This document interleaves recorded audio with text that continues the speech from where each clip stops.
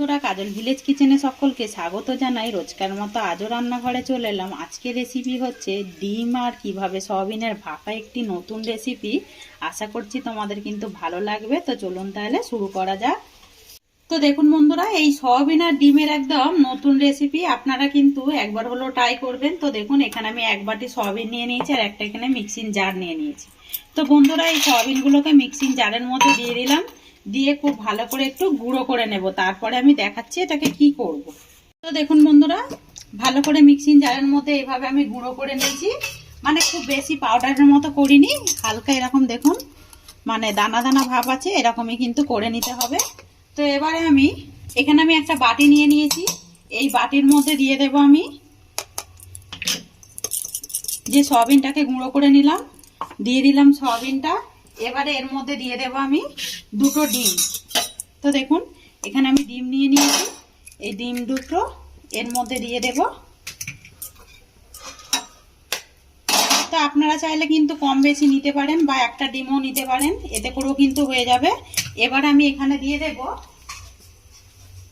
একটা কাঁচা লঙ্কা কুচিয়ে রেখেছিলাম, দিয়ে দেব। তো বন্ধুরা, এই ডিমের ভাপা রেসিপিটি কিন্তু দারুণ লাগে। এবারে এর মধ্যে দিয়ে দেব স্বাদ মতো লবণ বা মাপ মতো লবণ। তো দেখুন, দিয়ে দিলাম লবণ। আর এবারে দিয়ে দেব হলুদের গুঁড়ো। হলুদের গুঁড়ো দিয়ে খুব ভালো করে এবারে এটাকে মিশিয়ে নিতে হবে এইভাবে। তো দেখুন বন্ধুরা, বেশ ভালো করে ফেটে নিলাম। তো দেখুন, এর বেশি আর ফাটতে হবে না, এইভাবেই ফাটলে কিন্তু হয়ে যাবে। এখানে আমি একটা গ্লাস নিয়েছি, আপনারা চাইলে স্টিলের বাটি, থালা যে কোনো কিছুতে ব্যবহার করতে পারেন। থালার মধ্যে দিয়ে দেব, মানে গ্লাসের মধ্যে দিয়ে দেব তেল। তো বন্ধুরা, আমি সর্ষের তেল দিচ্ছি। এই সর্ষের তেলে এই রান্নাটা যেহেতু হবে, তো তাই জন্যই সর্ষের তেল আমি এর মধ্যে দিয়ে দিলাম। এবারে গ্লাসটাকে এইভাবে ব্রাশ করে নিচ্ছি। দেখুন, খুব সুন্দর একটি নতুন একদম রান্না। একবার হলো এইভাবে কিন্তু ট্রাই করতে পারো, গরম ভাতের সঙ্গে কিন্তু দারুণ লাগবে। এরকম রান্না থাকলে কিন্তু মাছ মাংস ছেড়েও খাওয়া যাবে। দেখুন, তো আমি তেলটাকে খুব ভালো করে এইভাবে ব্রাশ করে দিলাম। এবার আমি যেই ব্যাটারটা রেডি করেছিলাম, এই ব্যাটারটা আমি এই গ্লাসের মধ্যেই দিয়ে দেব। তো দেখুন বন্ধুরা, গ্লাসের মধ্যে দিয়ে আমি এইভাবে একটু থকথকে করে, মানে ব্যাটারটাকে একটু সেট করে দিলাম। আর অপর দিকে দেখুন, কড়াতে আমি আগে থেকেই জল গরম হতে বসিয়েছিলাম। এবারে আমার কাছে স্ট্যান্ড নেই যেহেতু, আমি এরকম একটা মানে উনুনের এইটা নিয়ে নেব। গ্যাসের এইটা দিয়ে দিলাম। এবারে গ্যাসের মধ্যে ঠিক মাঝখানে এই গ্লাসটাকে আমি বসিয়ে দেব। তো তাই জন্যই বলেছিলাম, আপনারা চাইলে কিন্তু এটা থালাতেও, মানে থালা বা বাটির মধ্যেও করতে পারেন। এবার আমি এটাকে 10 মিনিটে এইভাবে চাপা দিয়ে দেব। 10 মিনিট পর ফিরে আসছি। একটা মশলা রেডি করে নেওয়া যাক। একটা বাটি নিয়ে নিয়েছি, বাটির মধ্যে দিয়ে দেব আমি হলুদের গুঁড়ো। তো দেখুন, দিয়ে দিলাম হলুদের গুঁড়ো, দিয়ে দেব ধনে গুঁড়ো, দিয়ে দেব এখানে জিরে গুঁড়ো আর লঙ্কার গুঁড়ো দিয়ে দেব। তো ঝালটা আপনারা কিন্তু আপনাদের পছন্দ মতোই ব্যবহার করবেন। দিয়ে এটাকে আমি জল দিয়ে দেব। তো বন্ধুরা, আমি কিন্তু এটা গরম জল নিয়েছি। তো গরম জল দিয়ে এটাকে খুব ভালো করে গুলে নেব। তো দেখুন বন্ধুরা, বেশ 10 মিনিট পর ফিরে এলাম। 10 মিনিট পরে দেখুন ডিমের ভাপাটা দেখুন কতটা ফুলে উঠেছে। এবার আমি এটাকে নামিয়ে নেব। তো দেখুন বন্ধুরা, বেশ একটু ঠান্ডা হয়ে গেছে। আমি এখানে একটা কাঠি দিয়ে দেখে নেব যে ভাপাটা ঠিকঠাক হয়েছে কি। দেখুন, 10 মিনিটে কিন্তু বেশ ভালোভাবেই হয়ে গেছে, কাঠির গায়ে কিন্তু একেবারেও লাগছে না। দেখুন, এবারে অপর দিকে দেখুন, আমি কড়া পরিষ্কার করে বসিয়ে দিয়েছি। কড়ার মধ্যে দিয়ে দেব সর্ষের তেল। তো দিয়ে দিলাম সর্ষের তেল। তেলটা ততক্ষণ একটু গরম হয়ে যাক। তো একটা ছুরি নিয়েছি, ছুরিটা দিয়ে আমি একটু সাইডগুলোকে আলগা করে দেব এইভাবে। দেখুন, এইভাবে একটু আলগা করে দিতে হবে, তাতে করে কিন্তু খুব সহজেই গ্লাস থেকে ডিমের এই ডিম আর সয়াবিনের ভাপাটা বেরিয়ে আসবে। দেখুন, তো বন্ধুরা, একদম নিরামিষ একটি রেসিপি। তো দেখুন বন্ধুরা, আমি এইভাবে একটু আলগা করে নিলাম। আর ডিম আর সয়াবিনের দেখুন কতটা সহজে আর কতটা সুন্দরভাবে একটা খাবার হয়ে যায়। অপরদিকে দেখুন তেলটা বেশ কিন্তু গরম হয়ে গেছে। তেলের মধ্যে দিয়ে দেব আমি একটু লবণ আর দিয়ে দেবো একটু হলুদের গুঁড়ো। তো দেখুন দিয়ে দিলাম। তো বন্ধুরা, তেলে কিন্তু লবণ আর হলুদ দিলে কিন্তু আলু ভাজা খুব সুন্দর রং হয়। দেখুন এখানে আমি দুটো কিন্তু সিদ্ধ করা আলু নিয়ে নিয়েছি, দিয়ে টুকরো করে নিয়েছি, খোলাগুলো ছাড়িয়ে আলুগুলোকে আমি তেলের মধ্যে দিয়ে দেব। দিয়ে আমি একটু ভেজে নেব, তাতে করে কিন্তু খেতে ভালো লাগবে। আপনারা চাইলে কিন্তু নাও দিতে পারেন আলু, আমি একটু আলু দিয়েই করব। এবারে ডিমের এই ভাপাটাকে আমি একটা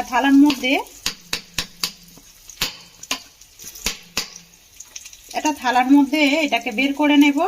তো দেখুন কত সহজে কিন্তু এটা অনায়াসে বেরিয়ে এসেছে। দেখুন দেখতে কতটা সুন্দর লাগছে দেখুন। এবার আমি এটাকে পিস পিস করে কেটে নেব। তো দেখুন বন্ধুরা, আমি 2 পিস করে নিলাম। এবারে এইটাকে আমি দেখুন কতটা সুন্দর হয়েছে। এটা কিন্তু আরো একবার ভাজবো। তো এবার আমি ঠিক এইভাবে আমি আবারও একটু কেটে নেব, মানে এটাকে আমি 4টে ভাগে ভাগ করে নেব। দেখুন আবার আমি এইটাকে কেটে নেব এইভাবে। তো বন্ধুরা, খেতে কিন্তু দারুণ হয়। একবার হলো এটা কিন্তু ট্রাই করতে পারো। একটু যে নরম নরম মতো আছে, এটাই করে কিন্তু কিছুই হবে না, বেশ ভালোই লাগবে। তো এটা বেশ মোটা লাগছে, আমি আরো একটা টুকরো করে নেব। দেখুন এটা করে কিন্তু দেখতে ভালো লাগবে। আর একটা ভাপা যে সয়াবিন আর ডিমের না, দারুণ সুন্দর একটা গন্ধ ছেড়েছে। তো এইভাবে আমি টুকরো করে নিলাম আরো, কেন দেখতে বেশ ভালো লাগছে না, খারাপ লাগছে, তার জন্য আমি আরো একটু পিস পিস করে নিলাম। অপরদিকে দেখুন আলুটাও বেশ কিন্তু ভাজা হয়ে গেছে। এবার আমি আলুগুলোকে একটা থালার মধ্যে নামিয়ে নেব। আলুগুলোকে নামিয়ে নিলাম। আর আমি এই যে ডিম আর সয়াবিনের যে ভাপাটা করেছি না, এইগুলোকেও তেলের মধ্যে দিয়ে দেব, তাতে করে একটু খেতে ভালো লাগবে। ঠিক যেরকম মাছের পিস আমরা ভেজে থাকি সেইভাবেই ভেজে নিতে হবে। তো দেখুন বেশ এক পিঠটা হয়ে গেছে, একটু উল্টে দেব এইভাবে। এখন কিন্তু একেবারে ভেঙে যাবে না, দেখুন ভেজে নিলে কিন্তু খেতে ভালো হয়। আপনারা চাইলে কিন্তু সিদ্ধ করাও কিন্তু এইভাবে একটা তরকারি করতে পারেন, তাতে করেও কিন্তু ভালো লাগবে। দেখুন তো দেখুন বন্ধুরা, বেশ ভাজাগুলো কতটা সুন্দর হয়েছে দেখুন দেখতে। তো যারা কিন্তু সয়াবিন খায় না, অনেকে আছে, এইভাবে যদি রান্না করে দেন তাতে করে কিন্তু অনায়াসে খেয়ে নেবে। দেখুন কড়ার মধ্যে আমি আরো একটু তেল দিয়ে দেব, সর্ষের তেল।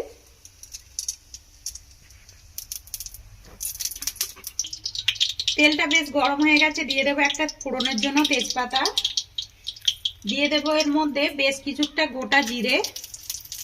আপনারা চাইলে এখানে গরম মশলাও দিতে পারেন, আমি গুঁড়ো ব্যবহার করব তাই জন্য গোটাটা দিলাম না। ফোড়নটাকে খুব সুন্দর করে ভেজে নেব, যাতে করে সুন্দর একটা মিষ্টি গন্ধ আসা পর্যন্তই এইভাবে ভেজে নিতে হবে। তো দেখুন ফোড়নটা কিন্তু খুব সুন্দরভাবে ভালোভাবে ভাজা হয়ে গেছে। এখানে যে মশলাটা আমি রেডি করেছিলাম না, এই মশলাটাকে আমি তেলের মধ্যে দিয়ে দেব। অল্প একটু জল দিয়ে দেব, দিয়ে আমি মশলাটাকে খুব ভালো করে কষিয়ে দেব। ততক্ষণে আমি আর একটা স্পেশাল মশলা করে নেব। আমি এখানে আমি মিক্সিং জার নিয়ে নিয়েছি, দিয়ে দেবো একটা কেটে রাখা পেঁয়াজ, ছোট সাইজের নিয়েছি, দিয়ে দেব আদা, আর দিয়ে দেব কয়েক টুকরো রসুন। তো বন্ধুরা, এখানে আর এক টুকরো আদা রয়ে গেছে। দুটো কাঁচা লঙ্কা একটু ফাটিয়ে নিয়ে দিয়ে দেব। আর এর মধ্যে দিয়ে দেব আমি দেখুন ধনেপাতার কিছুটা ডাঁটি নিয়েছি, এই ডাঁটিগুলো দিয়ে দেব। তো একবার এইভাবে কিন্তু তরকারি করে দেখবেন দারুণ সুন্দর টেস্ট হয়। আর পাতাগুলো আমি অন্যভাবে ব্যবহার করব, সেটাও আপনাদেরকে দেখাচ্ছি। দিয়ে এবার এটাকে খুব ভালো করে মিক্সিতে দিয়ে বেটে নেব। বন্ধুরা, মশলাটাকে বেশ সুন্দর করে বেটে নিয়েছি, দেখুন বাটাটা কিরকম হয়েছে। আর ধনেপাতা ডাঁটি দেওয়ার কারণে একটু সবুজ মতো দেখাচ্ছে, দেখতে কিন্তু বেশ ভালো হয়েছে, গন্ধটাও ভালো ছেড়েছে। অপরদিকে দেখুন মশলাটা বেশ কিন্তু একদম ভাজা হয়ে গেছে। এই ভাজার মধ্যে আমি দিয়ে দেব বেটে রাখা এই মশলাটাকেও দিয়ে দেব। মশলাটাকেই দিয়ে দিলাম, দিয়ে খুব ভালো করে এইভাবে মিশিয়ে নেব। এবার আমি মিক্সি ধোয়া একটু অল্প করে জল দিয়ে দেবো। গরম জলই ব্যবহার করতে হবে বন্ধুরা, গরম জল দিলে পরে কিন্তু তরকারির টেস্ট ভালো হয়। একবার এইভাবে করে দেখবেন। তো দেখুন আমি জলটাকে দিয়ে দিলাম, দিয়ে খুব ভালো করে আমি মশলাটাকে এইভাবে আমি কষিয়ে নেব। তো এবার আমি দিয়ে দেবো এর মধ্যে স্বাদ মতো লবণ বা মাপ মতো লবণ।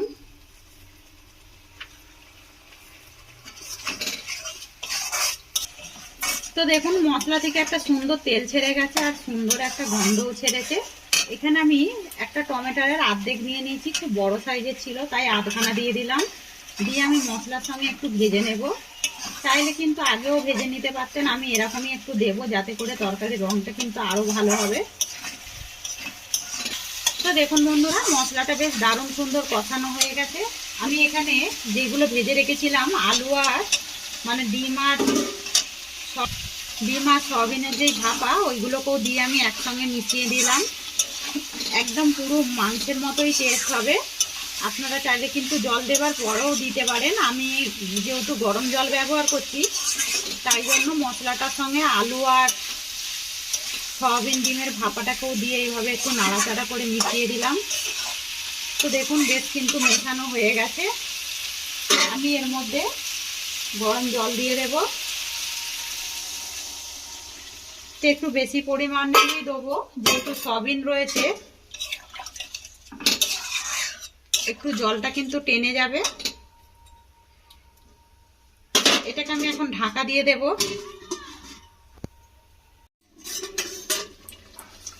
তো দেখুন বন্ধুরা বেশ কিন্তু ফুটে উঠেছে, দেখতে কতটা সুন্দর লাগছে আর কালারটাও দেখুন সুন্দর হয়েছে। এবার আমি এর মধ্যে দিয়ে দেব গরম মশলা গুঁড়ো। গরম মশলা দিয়ে দিলাম আর দিয়ে দেব আমি ধনেপাতা কোচানো, দিয়ে খুব ভালো করে এইভাবে মিশিয়ে নেব।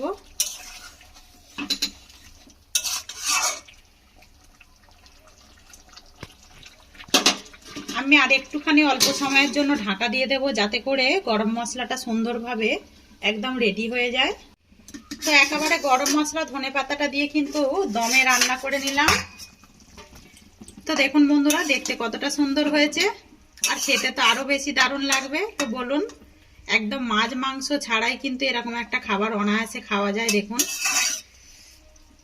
এবারে চলুন তাহলে নামিয়ে নিই, কিন্তু এরকমই একটু কাই কাই রাখবো, আরো একটু টেনে নেবে যেহেতু সয়াবিন আছে না বন্ধুরা, ডিম সয়াবিন আলুতে একটু টেনে নেবে। তো এবারে এটাকে নামিয়ে নেব একটা জায়গার মধ্যে।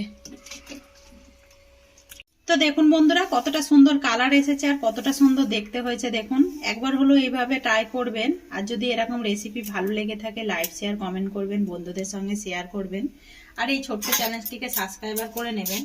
আমার এরকম নিত্য নতুন রান্নার জন্য কিন্তু পাশে থাকা বেল আইকনটি প্রেস করবেন। আর দেখুন কতটা সুন্দর হয়েছে, গরম ভাতের সঙ্গে কিন্তু দারুণ লাগবে।